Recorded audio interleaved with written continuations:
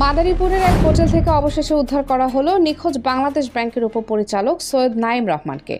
4 দিন ধরে তিনি ছিলেন নিখোঁজ, আর এই সময় জুড়ে গোটা দেশ জুড়ে চলেছে নানা জল্পনা, উৎকণ্ঠা আর গুঞ্জন।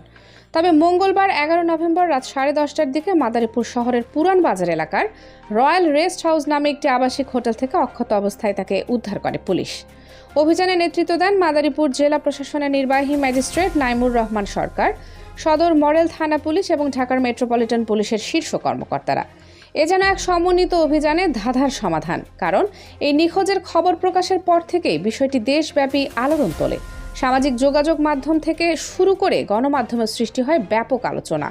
মাদারীপুরের পুলিশ সুপার মোহাম্মদ নাইমুল হাসান জানান, গত রোববার সকালে সৈয়দ নাঈম রহমান নিয়ম মাফিক অফিসে যোগ দেন। দুপুরের পর তিনি অফিসেই নিজের ব্যাগ আর পরিচয়পত্র রেখে বের হয়ে যান। তারপর থেকে তার কোনো খোঁজ মিলছিল না। পরিবারের পক্ষ থেকে উদ্বেগের মধ্যেই ঢাকার মতিঝিল থানায় করা হয় সাধারণ ডায়েরি বা জিডি। এরপর পুলিশের গোয়েন্দা তৎপরতায় ব্যবহৃত হয় আধুনিক তথ্য প্রযুক্তি, মোবাইল ট্র্যাকিং ও লোকেশন অ্যানালাইসিসের মাধ্যমে জানা যায় সৈয়দ নাঈম মাদারীপুর এলাকায় অবস্থান করছেন। এই তথ্য নিশ্চিত হওয়ার পর দ্রুত অভিযান পরিচালনা করে তাকে উদ্ধার করা হয়।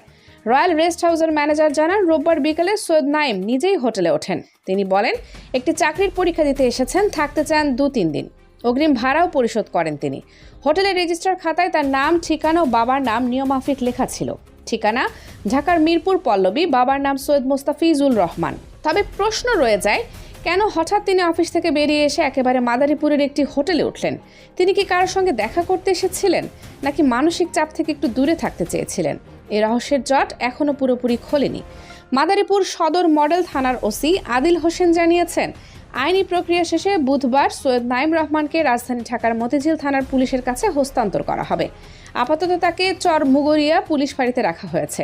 এদিকে বাংলাদেশ ব্যাংকের এই কর্মকর্তাকে অক্ষত অবস্থায় উদ্ধার পাওয়ায় স্বস্তি ফিরে এসেছে পরিবারে ও সহকর্মীদের মাঝে। তবে এখন সবার একটাই প্রশ্ন, কেন এই আকস্মিক নিখোঁজ? ব্যক্তিগত কোনো কারণ, নাকি এর পেছনে রয়েছে আরও গভীর কোনো রহস্য? সব প্রশ্নের উত্তর হয়তো পাওয়া যাবে পুলিশের পরবর্তী তদন্তে। ততক্ষণ পর্যন্ত এই ঘটনায় রয়ে যাচ্ছে সাম্প্রতিক সময়ের অন্যতম আলোচিত রহস্যময় নিখোঁজ অভিযান। Curries Fatema Soma, desk news, 0 TV.